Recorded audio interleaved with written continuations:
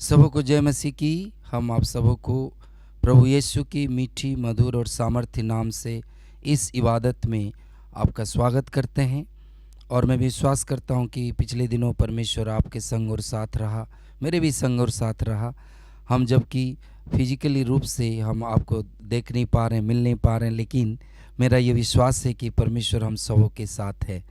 परमेश्वर का वचन भजन संहिता उसका 31 अध्याय और 3 वचन में इस प्रकार लिखा है, क्योंकि तू मेरे लिए चट्टान है और मेरा गढ़ है, तू मेरी अगुवाई कर और मुझे आगे ले चल। ये परमेश्वर का वायदा है। जबकि जितना भी परिस्थिति क्यों खराब ना हो, हमारे सामने जितने भी परेशानी क्यों ना हो, लेकिन ये परमेश्वर का वायदा है, वो हमें कभी नहीं छोड़ता है, कभी नहीं त्यागता है। हम आप सबको फिर से स्वागत करते हैं। आइए कुछ गीतों को गाकर हम परमेश्वर के नाम की महिमा और प्रशंसा करेंगे। Hallelujah, hallelujah.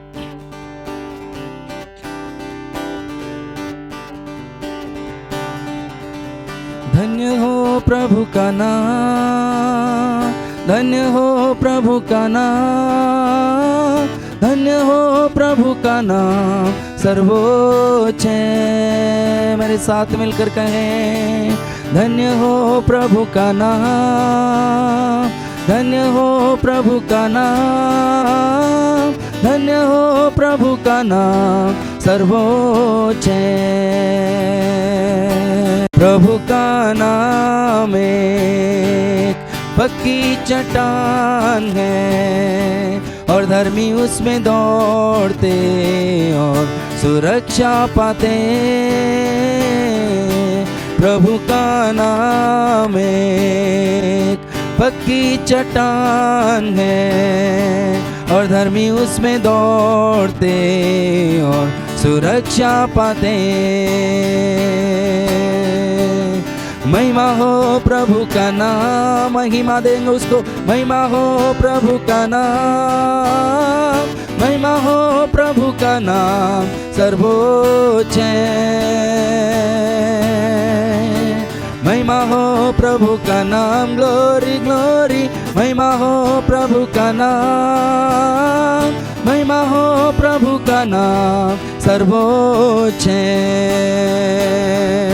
प्रभु का नाम एक पक्की चट्टान है और धर्मी उसमें दौड़ते और सुरक्षा पाते।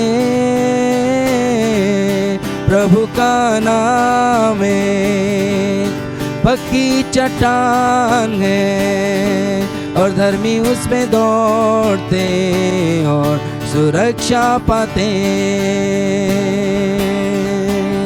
Blessed be the name of the Lord, blessed be the name of the Lord, blessed be the name of the Lord Most High. Blessed be the name of the Lord, holy, holy. Blessed be the name of the Lord, blessed be the name of the Lord Most High. The name of the Lord is a strong tower. The righteous run into it and they are saved. The name of the Lord is a strong tower. The righteous run into it and they are saved. अब कहे, प्रभु जी हम किसी बात से डरते नहीं हैं, क्योंकि प्रभु यीशु हमारे संग और साथ है। मेरे साथ मिलकर इस गीत को गाए। अब हम ना डरेंगे प्रभु जी, क्योंकि यीशु हमारा साथ है। हालेलुया। अब हम ना डरेंगे, यीशु जो साथ है। शैतान से हम लड़ेंगे यीशु के नाम से। अब हम ना डरेंगे, यीशु जो साथ है। शैतान से हम लड़ेंगे किसके नाम से? यीशु के नाम से। तो गाओ हालेलुया, तो गाओ हालेलुया, तो गाओ हालेलुया, तो गाओ हालेलुया, तो गाओ हालेलुया, तो गाओ हालेलुया, तो गाओ हालेलुया, तो गाओ हालेलुया। शालोम शांति और सलाम लाएंगे आपके नाम, शालोम शांति और सलाम मेरे यीशु का पैगाम। शालोम शांति और सलाम लाएंगे आपके नाम, शालोम शांति और सलाम मेरे यीशु का पैगाम। तो गाओ हालेलुया, तो गाओ हालेलुया, तो गाओ हालेलुया, तो गाओ हालेलुया, तो गाओ हालेलुया, तो गाओ हालेलुया, तो गाओ हालेलुया, तो गाओ हालेलुया।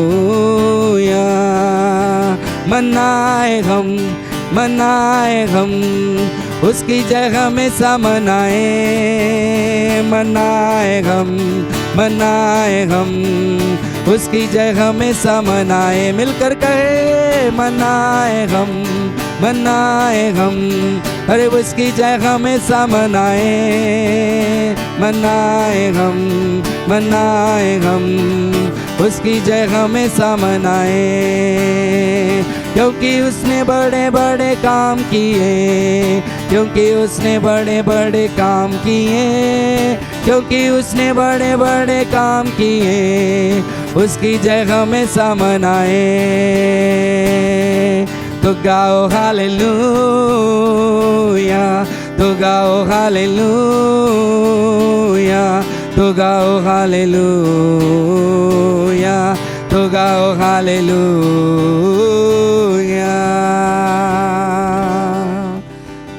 प्रभु आपका धन्यवाद करते हैं प्रभु जी, सचमुच में आपके नाम से हमें विजय प्राप्त होता है। आप यहोवा नीसी परमेश्वर है। आइए और कुछ गीतों को गाकर हम परमेश्वर की आराधना करेंगे। मेरे साथ मिलकर इस गीत को गाए। हो सकता है ये गीत की बोल आपको पता ना हो, लेकिन हम सब मिलकर एकत्रित होकर एक आत्मा में जब परमेश्वर की आराधना करते हैं, वो अपने उपस्थिति को देता है। तेरे जैसा कौन है जो मेरा भला करे, मेरा भरोसा सिर्फ तुझ पर प्रभु। तेरे जैसा कौन है जो मेरा भला करे प्रभु, मेरा भरोसा केवल तुझ पर ही है प्रभु जी। मैं तुझी पर अपना भरोसा को रखता हूँ। Thank you Jesus, hallelujah.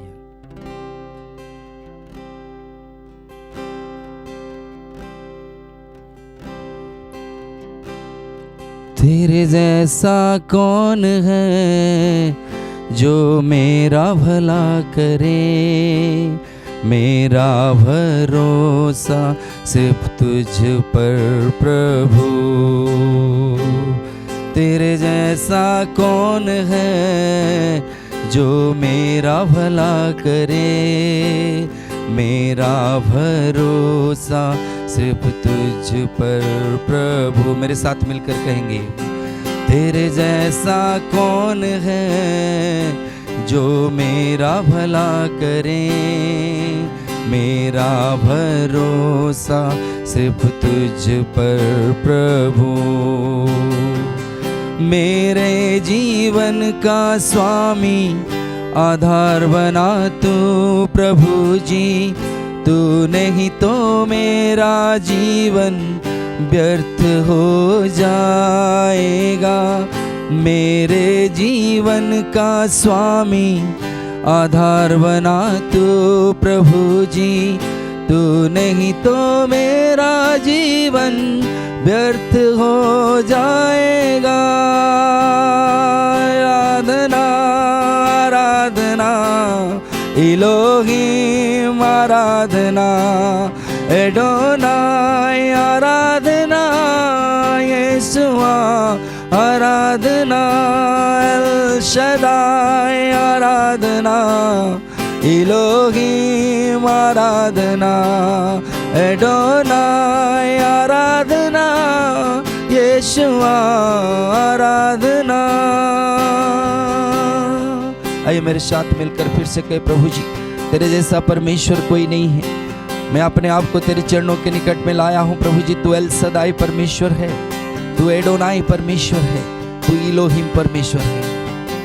तेरे जैसा कौन है जो मेरा भला करे, मेरा भरोसा सिर्फ तुझ पर प्रभु। तेरे जैसा कौन है जो मेरा भला करे, मेरा भरोसा सिर्फ तुझ पर प्रभु। मेरे जीवन का स्वामी आधार बना तू प्रभु जी।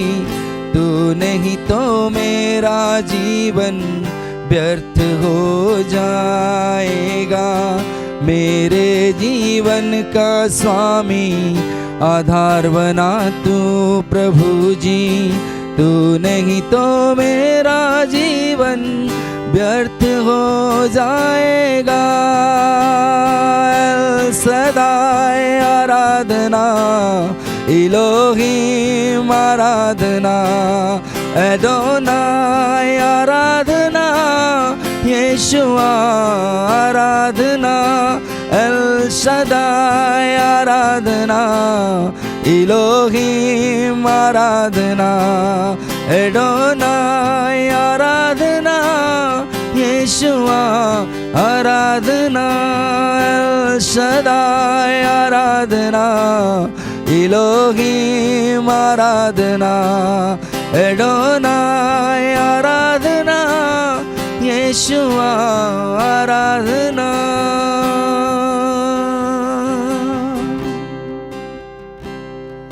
संकट में तू दोस्त मेरा, दुख में आंसू पोंछता, अंधेरे में तू दिया मेरा, दर्द में खुशी का पैगाम। आइए उससे कहे, प्रभु संकट में तू दोस्त मेरा, दुख में आंसू पोंछता, अंधेरे में तू दिया मेरा, दर्द में खुशी का पैगाम। मेरा दिल तू जान, मैं हूँ नादान, सिर्फ तू ही मेरी आशा। मेरा दिल तू जान, मैं हूँ नादान, सिर्फ तू ही मेरी आशा, सिर्फ तू ही मेरी आशा। प्रभु आप हमारी आशा है प्रभु जी। हम आपके साथ पिता परमेश्वर आपकी ओर अपने नजर को उठाते प्रभु जी, अपने आप को तेरे बेदी के पास लेकर आए हैं खुदावन। हम तेरे नाम की स्तुति प्रशंसा और महिमा करते हैं प्रभु। आप यहाँ पर उपस्थित है इसलिए हम आपका धन्यवाद करता हूँ प्रभु जी। हालेलुया।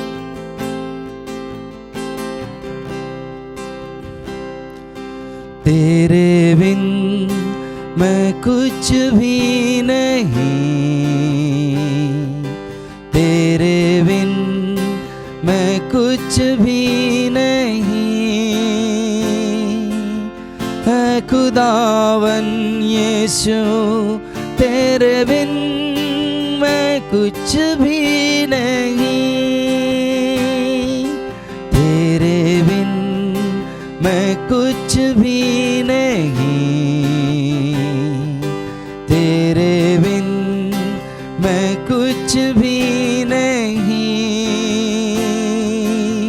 है खुदावन यीशु तेरे बिन मैं कुछ कुछ भी नहीं।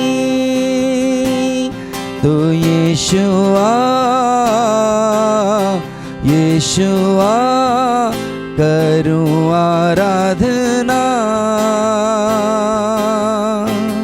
हाथों को अपने उठाकर तुझे दूं महिमा। यीशुआ यीशुआ करूं आराधना,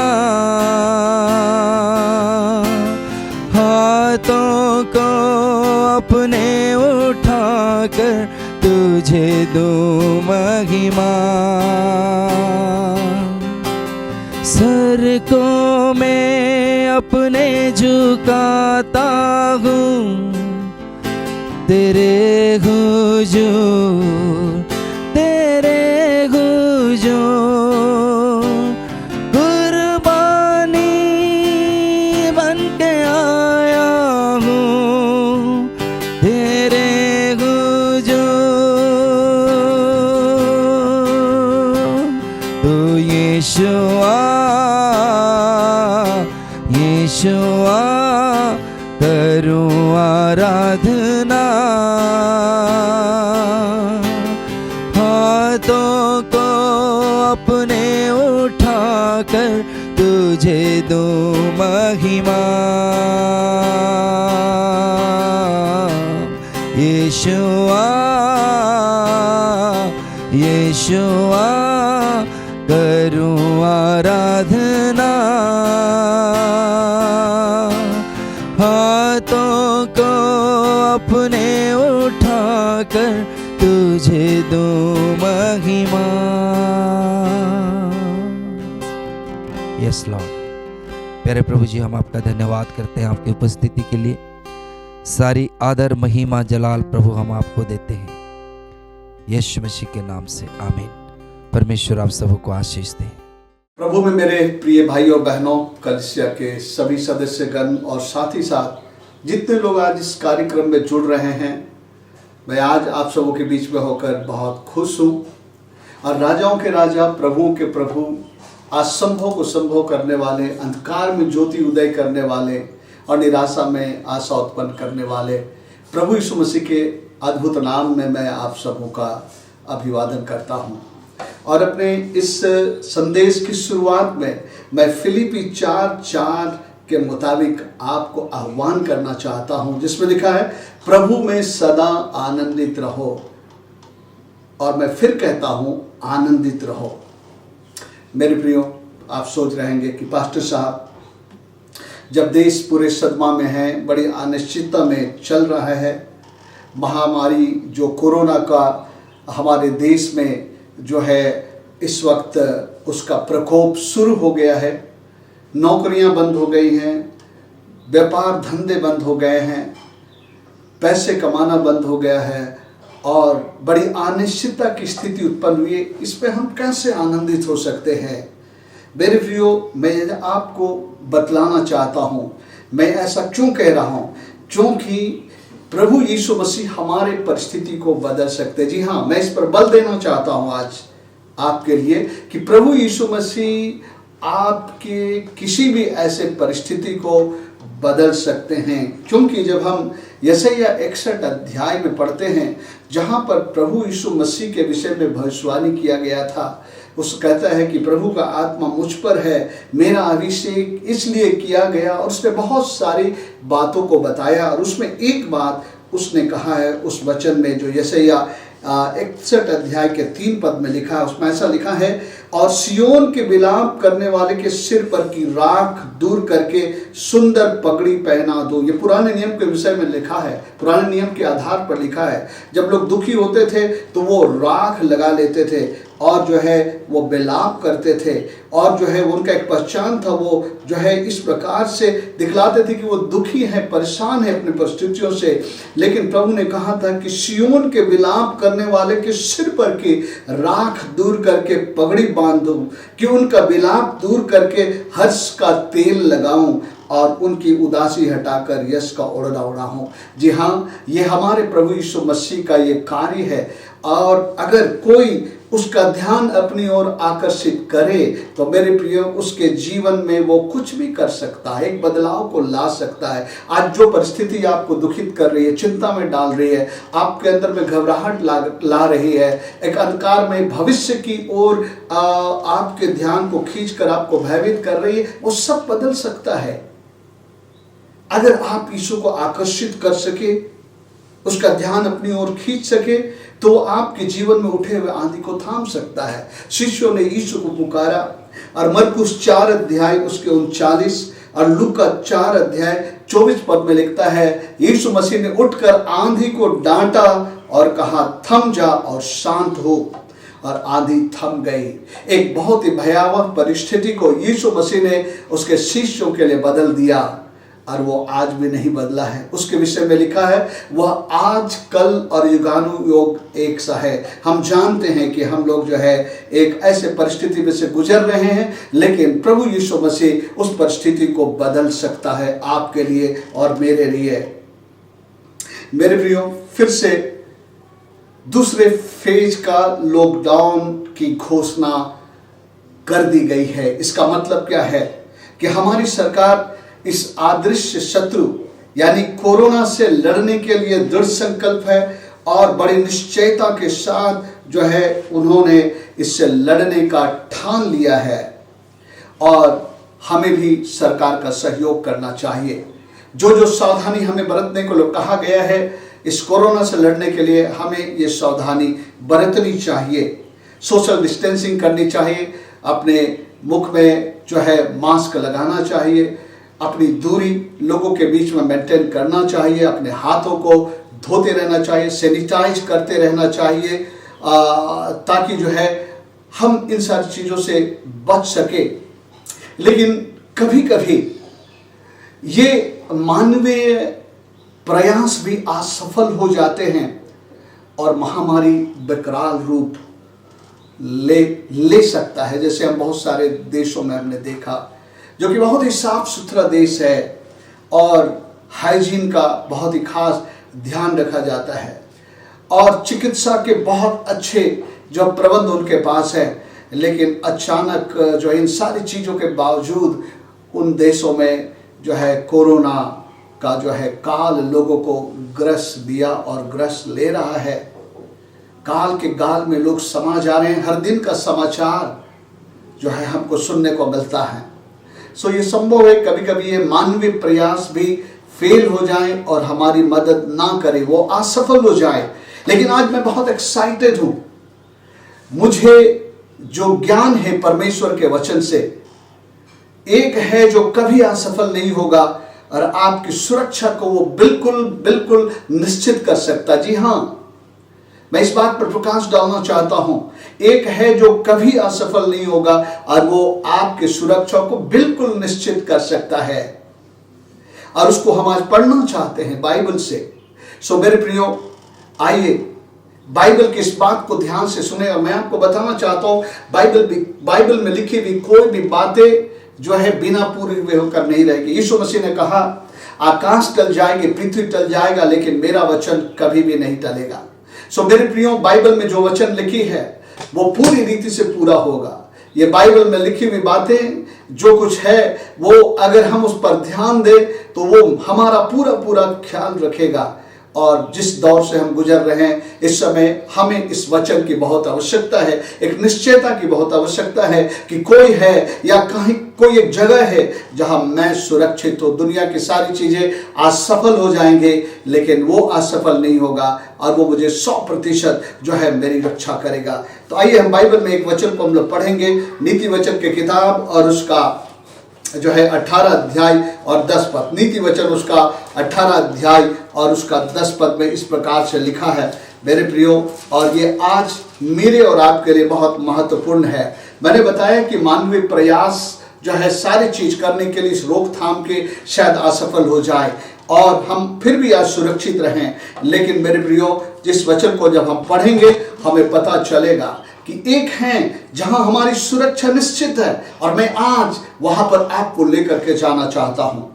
आइए हम लोग पढ़ेंगे नीति वचन उसका 18 अध्याय और उसका 10 पद में। यहां एक वचन लिखा है, यहोवा का नाम दृढ़ गढ़ है, यहोवा का नाम दृढ़ गढ़ है और धर्मी उसमें भागकर सब दुर्घटनाओं से बच जाता है। The name of the Lord is mighty tower and the righteous run into it and they are saved। हम लोग गीत गाते मेरे प्रियो, इसी गीत इसी वचन पर आधारित है। धन्य हो प्रभु का नाम, धन्य हो प्रभु का नाम, धन्य हो प्रभु का नाम सर्वोच्च है। धन्य है प्रभु का नाम, धन्य है प्रभु का नाम, धन्य है प्रभु का नाम सर्वोच्च है। उस गीत में आगे कहता है कि वो एक पक्की चट्टान है। हमने पहले वर्शिप के पहले हिस्से में जो गीत गाया था, वो एक पक्की चट्टान है, धर्मी उसमें दौड़ करके बच जाता है।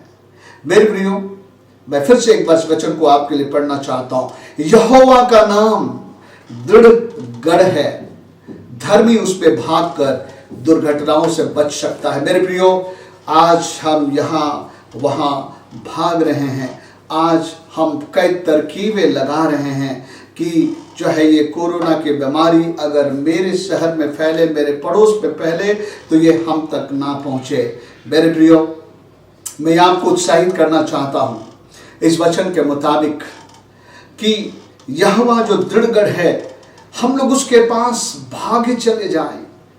यहोवा जो दृढ़ गढ़ है, उसके पास हम भागे चले आए। अगर हम ये निश्चित करना चाहते कि मेरा परिवार इस कोरोना से अछूत रह जाए या कोरोना हमें छू ना सके, तो आज यहोवा जो दृढ़ गढ़ है उसके पास हमको भाग कर चला जाना है। यहोवा से दूर नहीं भागना है, यहोवा के पास भागना है। मेरे प्रियो, पिछले संदेश में हमने बताया था कि योना नबी परमेश्वर से दूर भाग रहा था, परमेश्वर की इच्छा से दूर भाग रहा था। परमेश्वर जो उससे चाह रहा था वो नहीं करना चाहता था, इसलिए वो परमेश्वर से दूर भागने की योजना बनाया। मेरे प्रियो, आज अगर देखा जाए तो मसीह लोग भी परमेश्वर से दूर भाग गए हैं या दूर भाग रहे हैं। परमेश्वर से प्रभु के लोग दूर चले जा रहे हैं। इस संसार के लोग भी परमेश्वर के पास से दूर चले जा रहे हैं। शायद उनके पास बाइबल और वचन नहीं है, शायद वो परमेश्वर के मनसाओं को नहीं जानते हैं, लेकिन परमेश्वर प्रदत्त विवेक तो हर इंसान में है, चाहे वो किसी भी धर्म जाति में पैदा क्यों नहीं हुआ हो। परमेश्वर का एक अंदर रचा और बनाया गया व्यवस्था जिसे हम विवेक कहते हैं, वो उसके अंदर है। और आज इस विवेक की अवहेलना करते हुए किस तरह इंसान परमेश्वर से दूर चला जाता रहा है, और वो एक खतरनाक दशा है।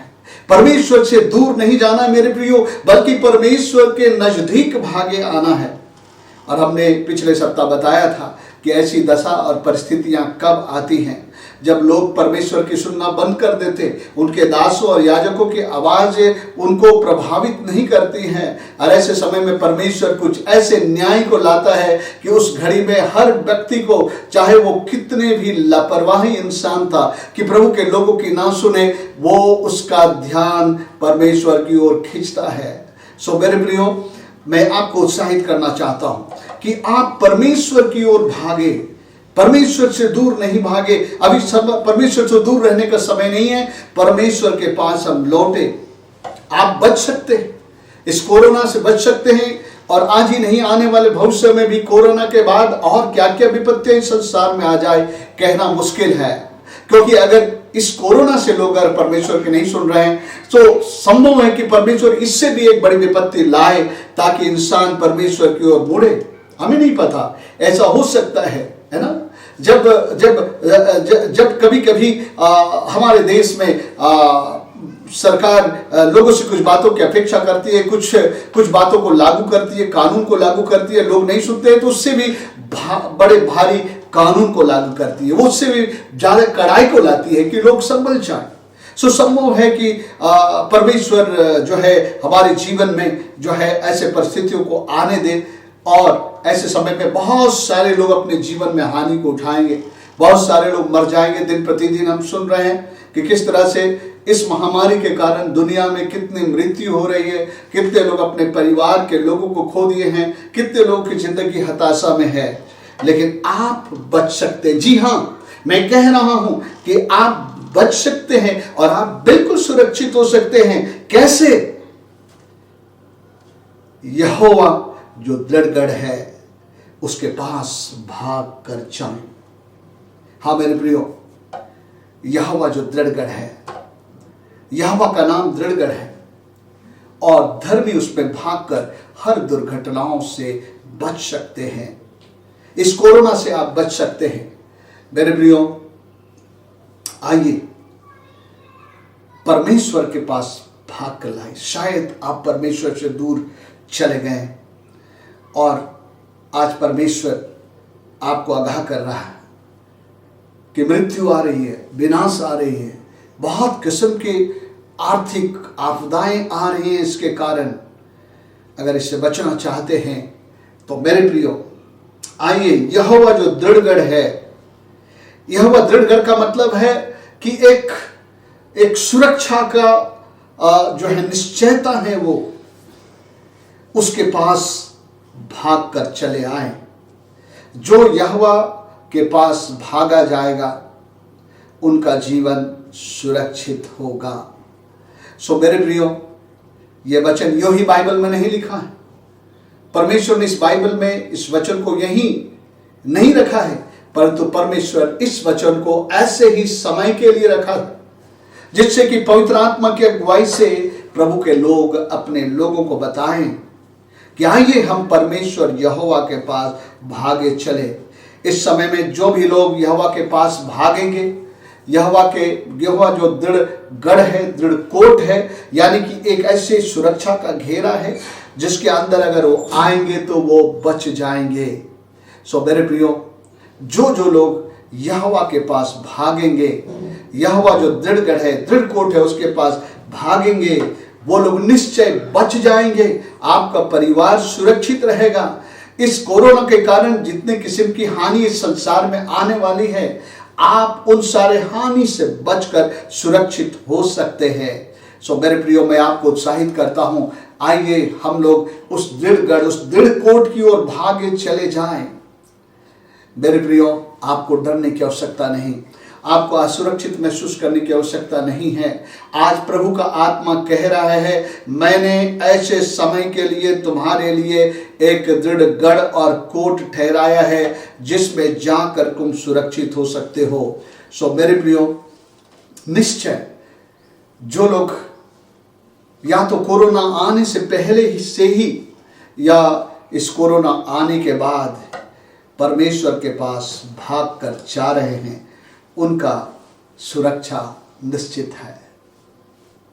सो मेरे प्रियो, आपके मन में विचार आएगा, मैं कैसे जानूं कि मैं यहोवा जो दृढ़गढ़ है उसके पास भागा जा रहा हूं? ये कौन सी चीजें हैं, ये कौन सी बातें हैं अगर मैं करूं तो वे इस बात का प्रमाण होगा कि मैं परमेश्वर से दूर नहीं, लेकिन परमेश्वर यहोवा के पास भागा जाता हूं और मैं और मेरा परिवार सुरक्षित होंगे। सो मेरे प्रियो, इस वक्त मैं आपको 7 ऐसे लक्षणों को मैं दिखाना चाहता हूं। अगर ये लक्षण आपके जीवन में इस वक्त दिखाई दे रहा है तो आप सही हैं और आप यहोवा की ओर भाग रहे हैं। लेकिन अगर ये 7 लक्षण आपके जीवन में नहीं दिखाई देगा, तब आप जानिए कि आप यहोवा की ओर भाग नहीं रहे हैं और जो है आप भी इससे प्रभावित हो सकते हैं। सो वो कौन से लक्षण हैं जो ये बतलाता है कि हाँ, आप यहोवा की ओर भाग रहे हैं?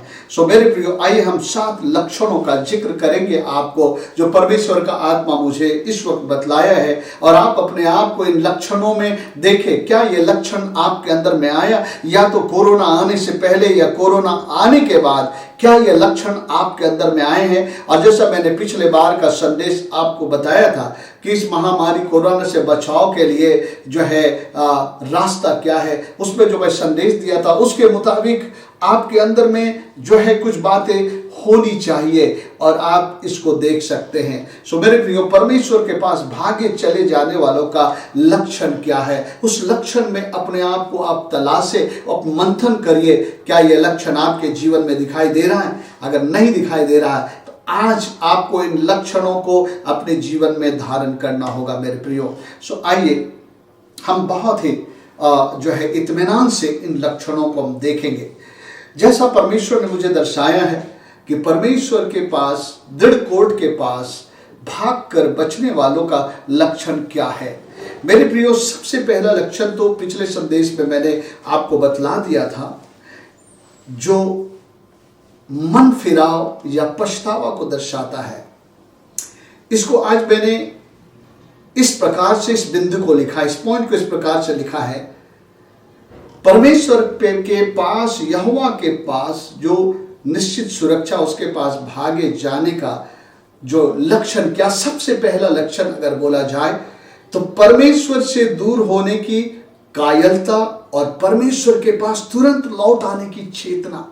जी हाँ, अंग्रेजी में कहे तो conviction of being away from God and sense of urgency to return to the Lord.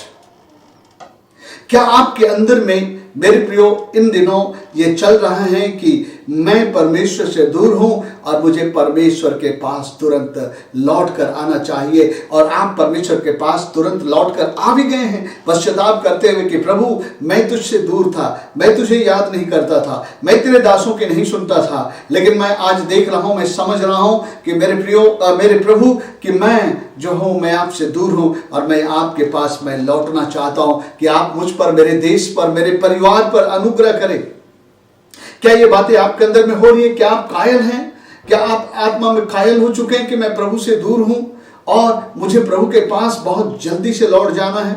मेरे प्रियो, दूसरा इतिहास 7 का 13-14 पद में हम लोगों ने पढ़ा था, उसमें ऐसा लिखा था कि प्रभु कहते हैं कि जब मैं आसमान के मेघों को बंद कर दूं, बारिश ना हो, जब मैं टिड्डियों को भेजूं कि फसल को वो बर्बाद कर दे, या जब मैं मरी को भेजूं, यानी कि जब मैं न्याय लाऊं, तो यदि मेरे प्रजा के लोग जो मेरे कहलाते हैं दीन होके मेरे दर्शन की खोजी हो और अपने बुरे चालों से फिरे, तो मैं स्वर्ग से सुनकर उत्तर दूंगा और उनको देश को ज्यों का त्यों कर दूंगा। अंग्रेजी में लिखता I will heal their land. So मेरे प्रियो, आज हमारे देश को चंगाई चाहिए, हर एक देश को इस बीमारी से चंगाई चाहिए, इसके द्वारा होने वाले हर हानि से जो हमको बचाव चाहिए। सबसे पहला लक्षण जो परमेश्वर की ओर भागने वाले लोग हैं, वो अपने परमेश्वर से दूर होने के विषय में कायल होंगे और वो उसके अंदर में एक चेतना होगी कि मुझे परमेश्वर के पास लौट आना है। ये पहला जो है लक्षण है। दूसरा लक्षण ना केवल परमेश्वर के पास पश्चाताप के साथ लौट आना है, लेकिन दूसरा लक्षण जो प्रभु के पास लौट कर आने वाले हैं, वो दूसरा लक्षण क्या है? दूसरा लक्षण है संसार और पृथ्वी के चीजों से मन हटकर पूरी रीति से प्रभु पर लगना। मेरे प्रिय, एक समय था मेरे जीवन में जब मैंने पाया कि मेरा ध्यान, मेरा आकर्षण संसार और पृथ्वी के चीजों पर है। मेरे जीवन की प्राथमिकताएं वो बन चुकी थी और प्रभु से मेरा मन दूर रहता था। लेकिन जब पवित्र आत्मा ने मुझे कायल किया कि संसार की कई ऐसी चीजें हैं जो मेरा ध्यान हमेशा आकर्षित कर लेते थी और वो चीजें मेरे जीवन को पूरी तरह से ऑक्युपाई कर लेते थे और परमेश्वर के प्रति मेरा ध्यान लगभग नहीं के बराबर होता था। और जब पवित्र आत्मा ये एहसास दिलाया, मैं हर उन सारी चीजों को अपने जीवन से अलग करने लगा, डिटेच करने लगा और अपने मन को उसके बदले में परमेश्वर की ओर लगाने लगा। क्योंकि जब तक मैं ये नहीं किया, मेरे अंदर में बड़ी अशांति थी, मेरे अंदर में एक बड़ी बेचैनी थी। जब भी मेरा मन प्रभु से हटकर ज्यादा दूसरी चीजों पर लगता था तो जो है पवित्र आत्मा अंदर से शोकित हो जाता था। लेकिन जब मैं इस बात को समझा तो मैं अपने जीवन से बहुत सारी चीज़ें जिसमें मैं मन लगाया रहता था और मेरा ज़्यादा से ज़्यादा समय वो ले लेती थी, मैं उन सारी चीज़ों को अपने जीवन से हटाना शुरू किया, ताकि अब पूरा मन या ज़्यादा मन मैं प्रभु के पास लगाऊं। मेरे प्रियो, आज जब हम लोग देखते हैं इस संसार में हमें आकर्षित करने के लिए बहुत सारी चीज़ें हैं, और आज अगर आप देखेंगे तो दुनिया के लोगों को जो है वो उन सारे चीज़ों में बहुत ज़्यादा वो आकर्षित हैं, उनसे उनमें फंसे हुए हैं या उनमें बचे हुए हैं, या वो सारी चीज़ें उनका जो है सारा ध्यान खींच लेता है। ये मोबाइल का ज़माना है, एक ऐसा समय है कि लोग आपस में एक दूसरे के साथ समय को खो चुके हैं और उनका ज़्यादा समय उसी में बीतता है। जो भी कि एक कमरे में लोग बैठते हैं, लेकिन सभी लोग अपने अपने मोबाइल में बिजी होते हैं, क्योंकि वो उनके लिए प्राथमिकता है, उसी में रहते हैं। हर सेकंड, हर गैप में जो है हमारा ध्यान मोबाइल पे जाता है। हर गैप में संसार के ऐसे कोई प्रोग्राम से मनोरंजन है, नॉलेज है, उसमें हमारा ध्यान जाता है। इसके अलावा बहुत सारे चीज़ें संसार के, मनोरंजन है, खेल है, स्पोर्ट्स है, बिजनेस है, बहुत सारी चीज़ों में आज हम जो है खोए रहते हैं और हमारा ध्यान प्रभु के लिए नहीं रहता है। हम बाइबल नहीं पढ़ सकते हैं 2 चैप्टर, लेकिन न्यूज़पेपर का 17 पेज हम पढ़ सकते हैं। दिन भर कई बार न्यूज़ हम सुन सकते हैं टीवी में बहुत सारे मनोरंजन में हम जुड़े रह सकते हैं। और अगर हम अपने जीवन के अगर हम लोग सर्वेक्षण करें और देखें हमने किस में कितना समय बिताया है, तो आप पाएंगे प्रभु के साथ एक बहुत ही थोड़ा समय आपने बिताया और बाकी संसार और संसार से जुड़ी हुई चीज़ों में हमारा समय बहुत बीत गया है। और मेरे प्रियो, जो प्रभु के पास दौड़कर भागने वाला है, उसका लक्षण यह है कि अब वो संसार और पृथ्वी की चीजों से मन हटाकर पूरी रीति से अपना मन प्रभु पे लगा रहा है। पहले हर गैप में वो मोबाइल देखता था, अब हर गैप में वो वचन देखता है। हर गैप में उसके अंदर में एक परमेश्वर के साथ जुड़ाव होता है, लोगों के साथ जुड़ाव होता है, और वो परमेश्वर के बारे में सोचता है, परमेश्वर पर मन लगा रहने के बारे में सोचता है। मेरे प्रियो, कई बार बाइबल में लिखा मिलता है हमें, जिसका मन यहोवा में लगा हुआ है, उस वचन को हम लोग पढ़ेंगे। सो मेरे प्रियो, आज हमें विचार करना है, अगर हमारा मन परमेश्वर से ज्यादा संसार और पृथ्वी के बातों पर लगा हुआ है, तो ये लक्षण आप में नहीं है कि आप यहोवा के उस दृढ़ कोर्ट में, उस दृढ़ गढ़ में आप दौड़ रहे हैं जहां पर आपकी बचाव हो सकती है। सो मेरे प्रियो, एक वचन में आपके लिए पढ़ना चाहता हूं, कुलुस्सियों की पत्री और उसका 3रा अध्याय, उसका 1 पद में क्या लिखा है। कुलुस्सियों की पत्री उसका 3रा अध्याय 1 से लेकर 3 पद में, आइए हम उस वचन को हम लोग पढ़ते हैं। ये परमेश्वर के पास भागे जाने वाले का लक्षण है। अगर ये आपके जीवन में दिखाई दे रही है, अगर आप अपने आप को संसार से डिटेच करने लगे हैं, हर उन बातों से अपने आप को अलग करने लगे हैं जो आपके जीवन को पूरी रीति से ऑक्युपाई कर लिया है, और आपका मन उसके बदले अब परमेश्वर की ओर लग रहा है, तो ये लक्षण है कि आप यहोवा जो हमारा दृढ़ कोट है उसके पास आप भाग रहे हैं। अन्यथा अभी भी आप वहां यहोवा के पास भाग नहीं रहे हैं, और ये एक खतरे की घंटी है। कुलुस्सियों उसका 3रा अध्याय, और मैं पढ़ता हूं 1 और 2 पद को, सुनिए क्या लिखा। अतः जब तुम मसीह के साथ जिलाए गए, मेरे प्रिय बाइबल बताती है उसने तुम्हें भी जिलाया जो अपने पाप और अपराधों में मरे थे। इफिसियों के पत्र 2 अध्याय उसका 1 पद में। सो जब हम प्रभु यीशु मसीह ग्रहण किए, हम अपने आत्मिक रीति से जिलाए गए, परमेश्वर के लिए अलग किए गए, और प्रभु के राज्य के लिए हम लोग जो है अलग किए गए।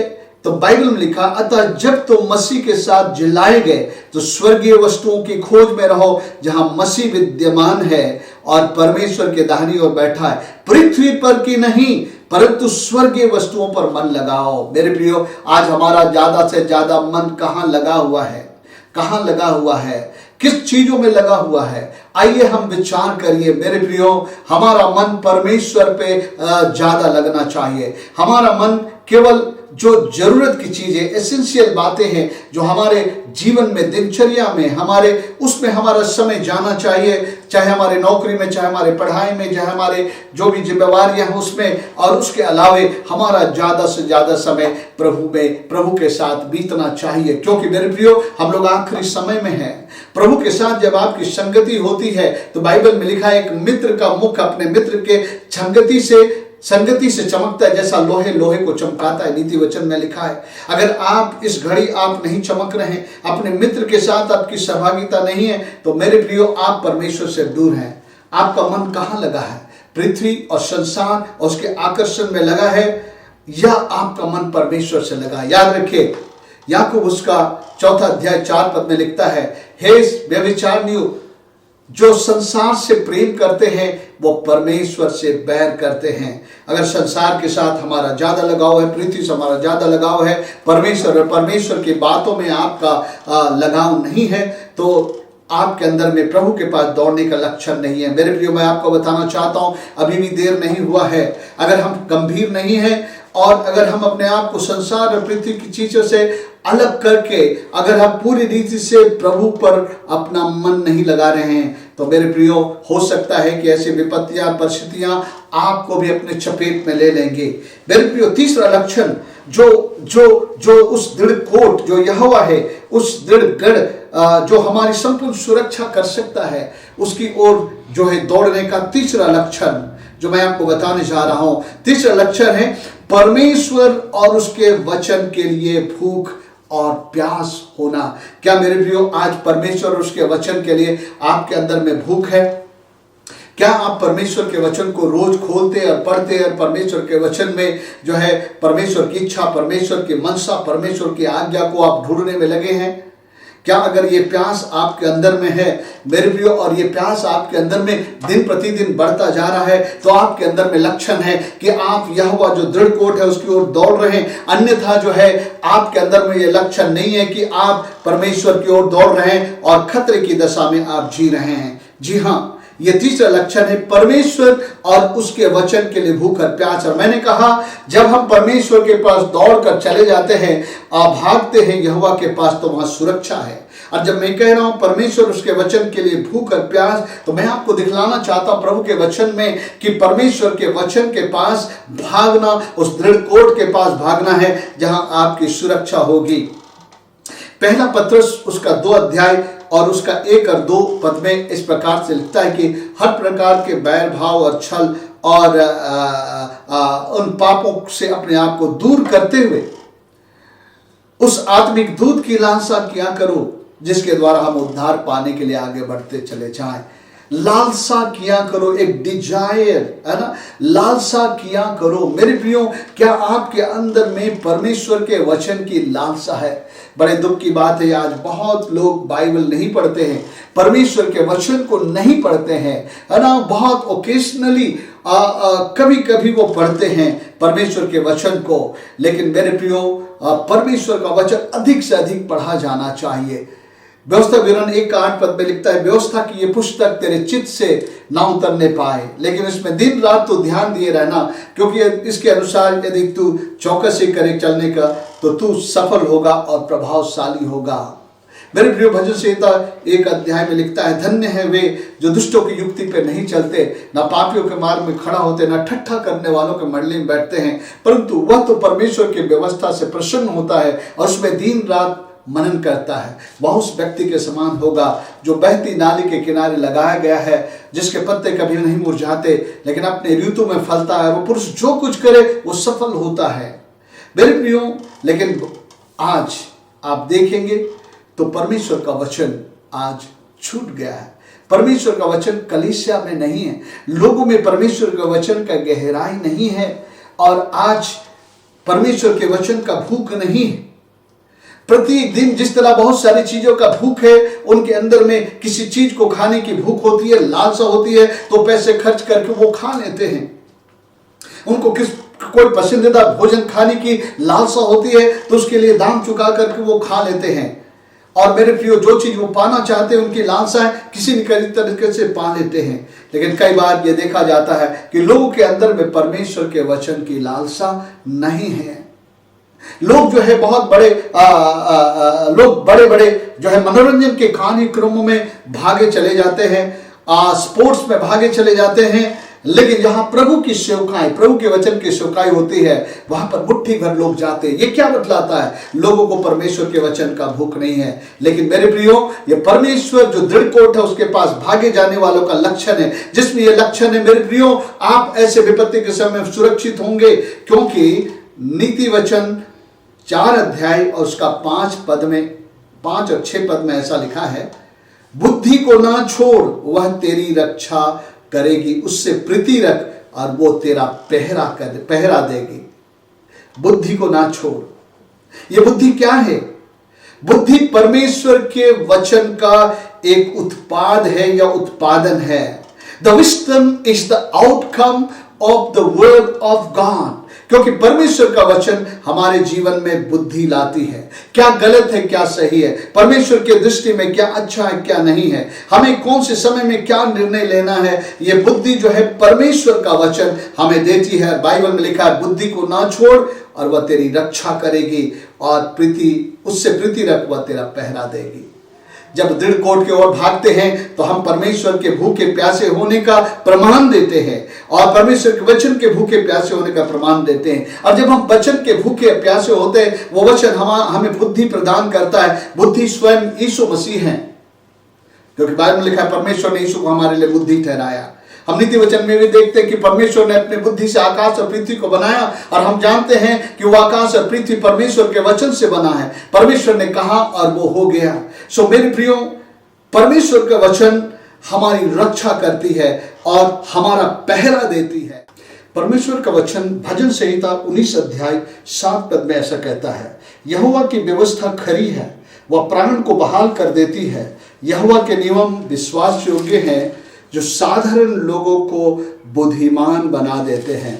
ये व्यवस्था और नियम, ये सारी चीजें परमेश्वर के वचन को कहा गया है, और ये एक साधारण इंसान को बुद्धिमान बना देता है, एक नासमझ इंसान को बुद्धिमान बना देता है। यानी कि परमेश्वर का वचन हमें बुद्धिमान बना देता है। मेरे प्रियो, बाइबल में हम पढ़ेंगे मत्ती रचित सुसमाचार 7 अध्याय, और यहाँ पर बुद्धिमान और निर्बुद्धि घर बनाने वाले के विषय में लिखा है, और ये सचमुच में हमारे लिए एक बहुत ही अच्छा दृष्टांत है। उसमें ऐसा लिखा है, भजन मत्ती रचित सुसमाचार उसका 7 अध्याय 24 पद से, इसलिए जो कोई मेरी ये बातें सुनकर उन्हें मानता है, यानी मेरा वचन सुनकर मानता है।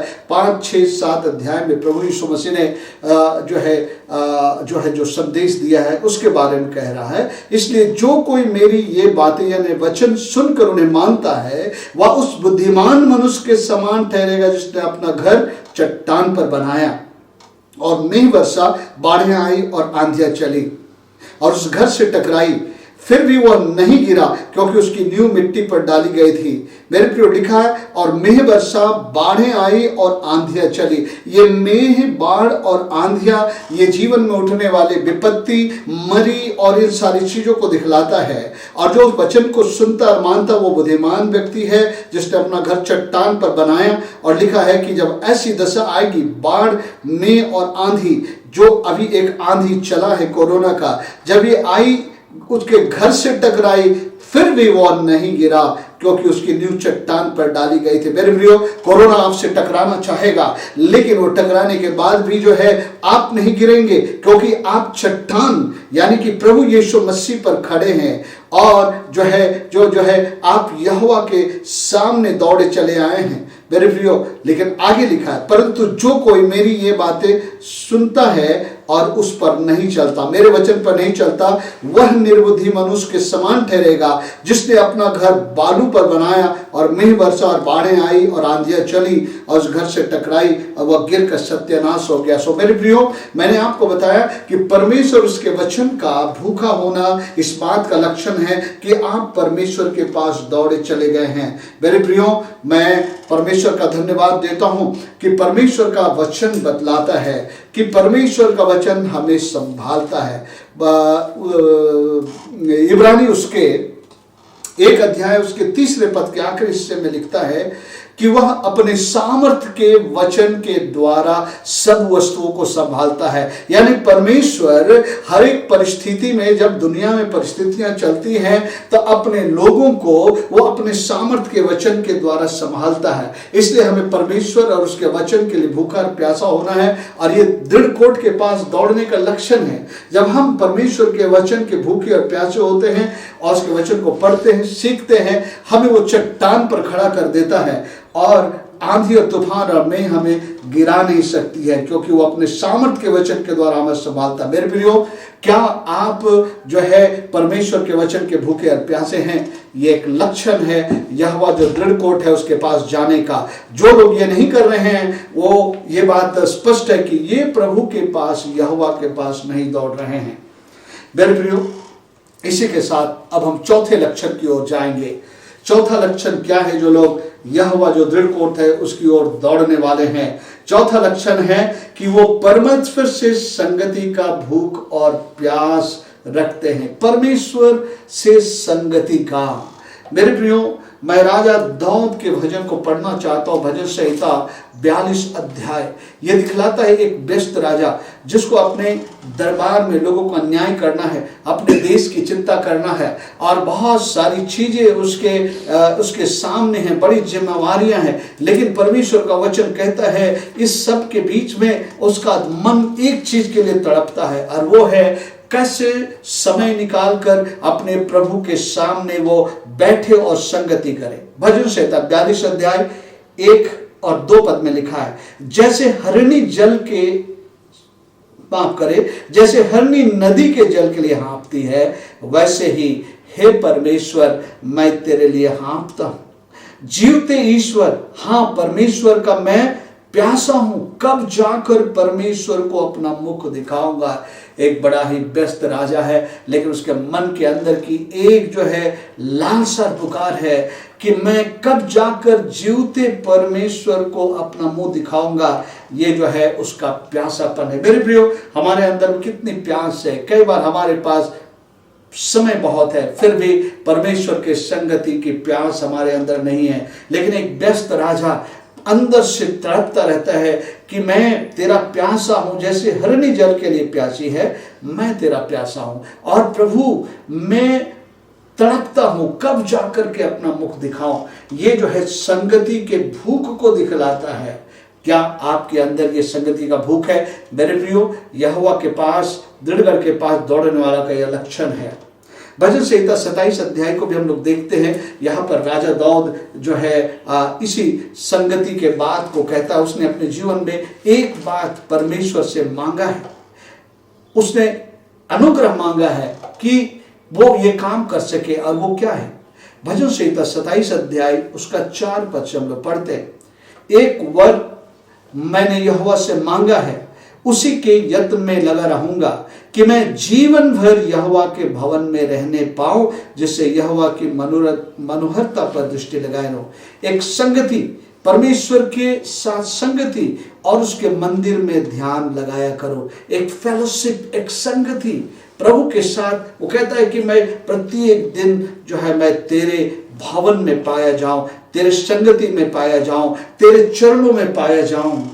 मेरे प्रियो, आपको पता है क्यों राजा दाऊद को पता था कि जो है यहोवा एक दृढ़ कोट है, और उसके पास जाने वालों का लक्षण यह है कि वो परमेश्वर के संगति का भूखा और प्यासा होता है। क्योंकि 5वें पद में लिखा है, सुरक्षा की बात लिखी है, सुनिए, क्योंकि वह तो तुझे विपत्ति के दिन में अपने मंडप में छिपा रखेगा। ध्यान से सुनिए, क्योंकि वह तो तुझे विपत्ति के दिन में अपने मंडप में छिपा रखेगा। महामारी के दिन में आपको मंडप में छिपा रखेगा। अपने तंबू के गुप्त स्थान में वह तुझे छिपा लेगा और चट्टान पर चढ़ाएगा। Hallelujah, praise the Lord.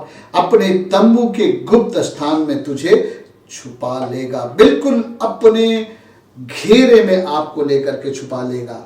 भजन संहिता 91 में जब हम पढ़ते हैं, वहां पर भी हम लोग ये बात देख सकते हैं कि जो है, जो फेलोशिप में है, जो प्रभु के संगति में है, उसके लिए प्रतिज्ञा है कि वो यहोवा के पंखों के आड़ में शरण पाएगा। आइए हम पढ़े भजन संहिता 91 अध्याय 1 पद से, जो परम प्रधान के छाए व स्थान में बैठा रहे वह सर्वशक्तिमान की छाया में ठिकाना पाएगा। मैं यहोवा के विषय कहूंगा, वह मेरा शरण स्थान और गढ़ है, वह मेरा परमेश्वर है, उस पर भरोसा रखूंगा। वह तुझे बहेलिए के जाल से और महामारी से बचाएगा। वह तुझे अपने पंखों की आड़ में ले लेगा और तू उसके परों के नीचे शरण पाएगा। उसकी सच्चाई तेरे लिए ढाल और झिलम ठहरेगी। मेरे प्रियो, क्या आप उन लोगों में से हैं जो परमेश्वर के संगति के भूखे हैं?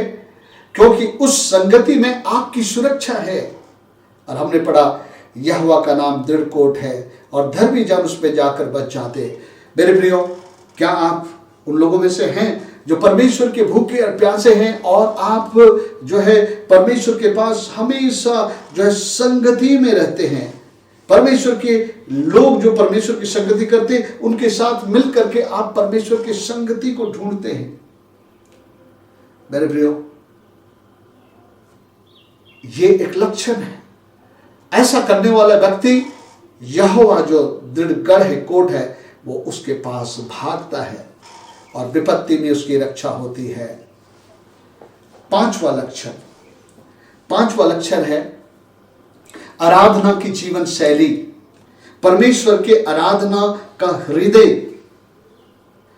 मेरे प्रियो, जिन लोगों के अंदर में परमेश्वर के आराधना का हृदय है और उनका प्रार्थना का जीवन शैली है, उसका मतलब है कि स्वतः अपने आप परमेश्वर की आराधना निरंतर उनके जीवन से होती है। जब भी उनके पास थोड़ा समय होता है, खाली समय होता है, उसकी आत्मा प्रभु की आराधना करने लग जाती है। यह एक लक्षण है कि हम परमेश्वर के नजदीक और करीब दौड़े जा रहे हैं, क्योंकि आराधना हमें सीधे और सीधे परमेश्वर के पास पहुंचाता है।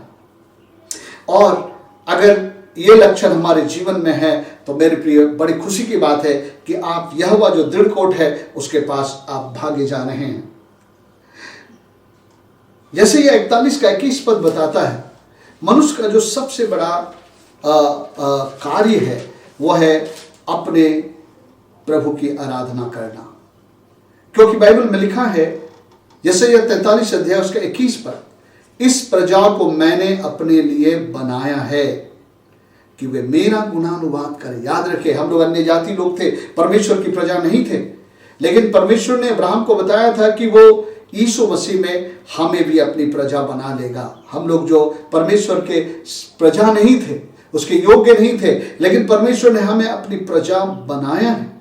और जब उसने हमें प्रजा बनाया है, एक ही उद्देश्य से बनाया है कि हम उसका गुणानुवाद करें। राजा दाऊद इसे बहुत अच्छी तरह जानता था। राजा दाऊद जानता था कि उसे निरंतर प्रभु की आराधना करनी है।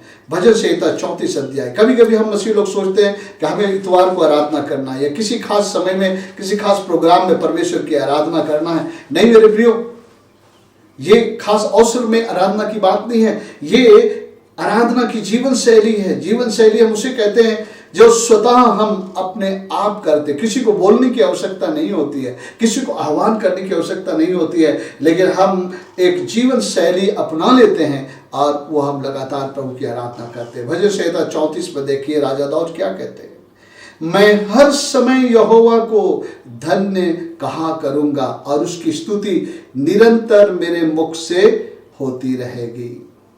मैं हर समय यहोवा को धन्य कहा करूंगा और उसकी स्तुति निरंतर उसके मुख से, मेरे मुख से होती रहेगी। क्या होता है जब एक इंसान आराधना करता है तो क्या होता है मेरे प्रियो, वो अपने आप को परमेश्वर से घिरा और परमेश्वर से ढपा पाता है, क्योंकि परमेश्वर की उपस्थिति स्वर्ग से उतर करके उसे पूरी तरीके से घेर लेता है, जहां पर सुरक्षा उसके लिए है। भजन संहिता 22 अध्याय 3 पद में लिखता है, परंतु जो इस्राएल की स्तुति के सिंहासन पर विराजमान है, तू तो पवित्र है। इस्राएल का परमेश्वर अपने लोगों की स्तुति रूपी सिंहासन पर विराजमान होते हैं। उनका विराजमान होने का मतलब है अपनी उपस्थिति के द्वारा अपने लोगों के बीच में होना। मेरे प्रियो, भजन संहिता 91 उसका माफ करिएगा, भजन संहिता 34 अध्याय में हमने इस बात को देखा कि वो हमेशा परमेश्वर की आराधना करना है। मेरे प्रियो, जो लोग परमेश्वर की आराधना करने वाले हैं वो जो है परमेश्वर के पास, यहोवा के पास जो दृढ़ कोट है उसमें भाग रहे हैं, क्योंकि वहां उनको सुरक्षा है।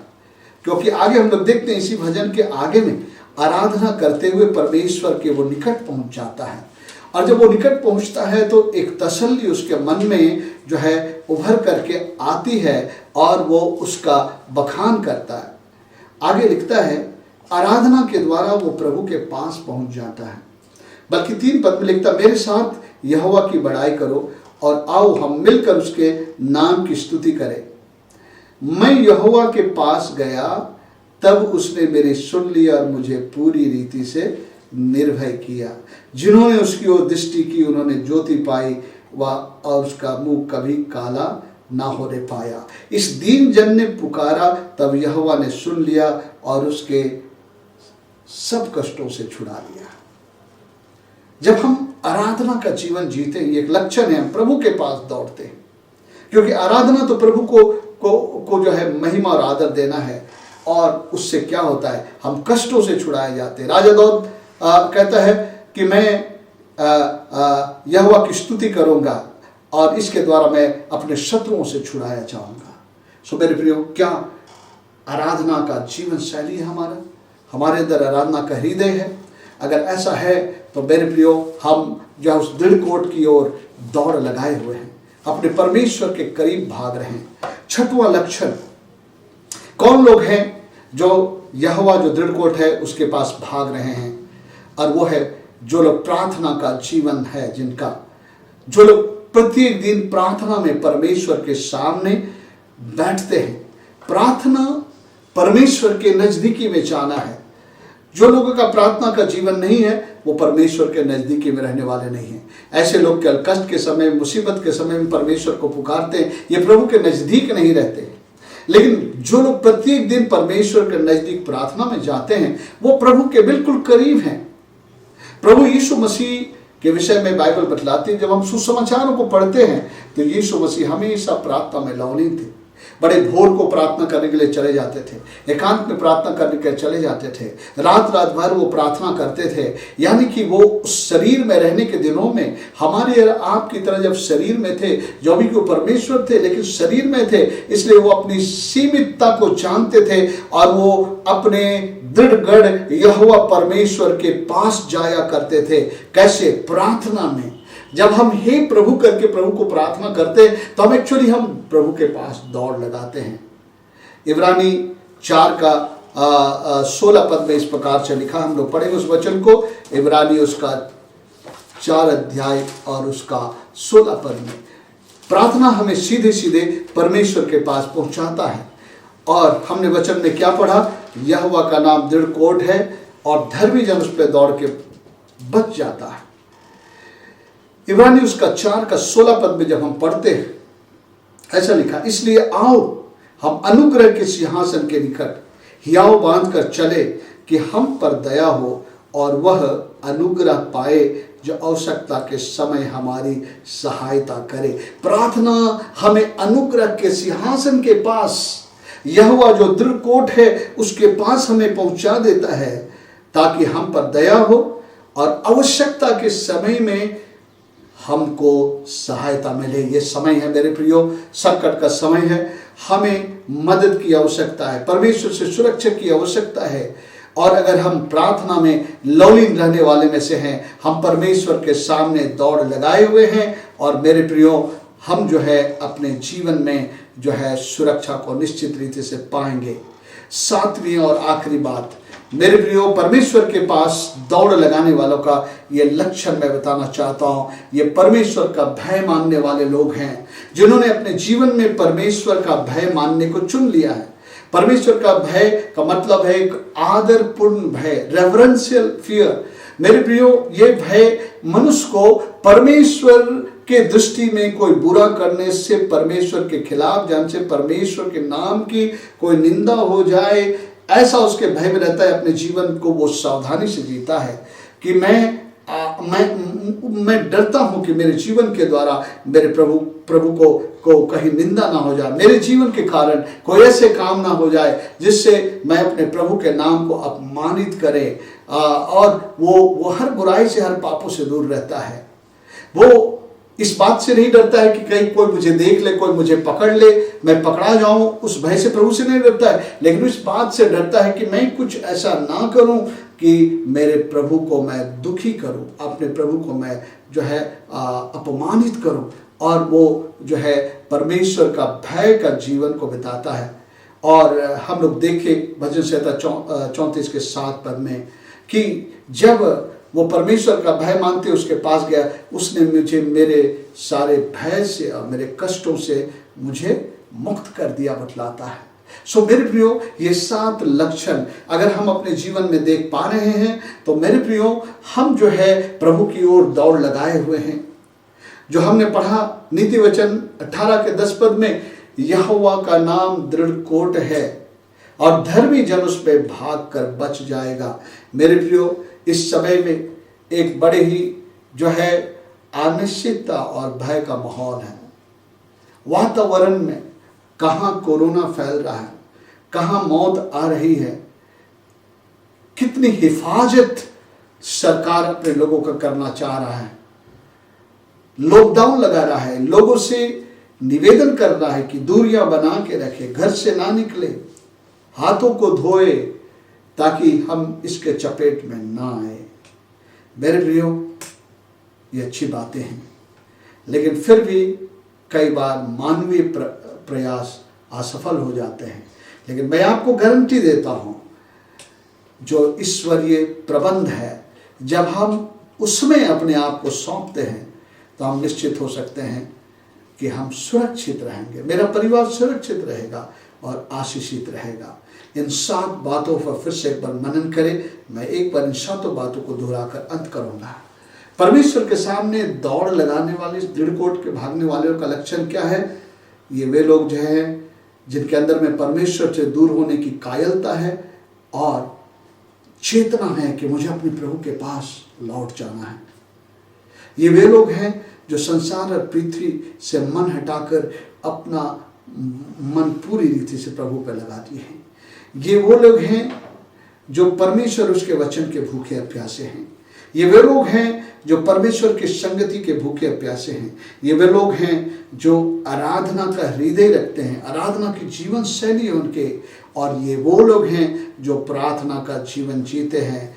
और अंतिम बात है, जो परमेश्वर के भय में जीवन जीते हैं। और ऐसे लोग जो है उस दृढ़ कोट की ओर दौड़ लगाए हुए हैं और वो निश्चित रीति से सुरक्षा को पाएंगे। आज आप विचार करिए इन सारे बातों के आलोक में, क्या ये लक्षण आपके जीवन में है? और अगर ये लक्षण नहीं है तो मैं आपको उत्साहित करता हूँ, आज आप समय लेकर के प्रभु के पास घुटने टेक करके उनसे कहे कि प्रभु, मैं दूर था, आपके पास लौटता हूँ, मैं पश्चाताप करता हूँ, आप मुझ पर अनुग्रह करें, मेरे देश पर अनुग्रह करें। अब मैं पूरी रीति से तेरे पास भागा आता हूँ, प्रभु तू मुझे बचा, मैं अपने आप को तेरे शरण में लाता हूँ। और इन 7 बातों पर जो है आप मनन करें और इसको अपने जीवन का हिस्सा बना लें।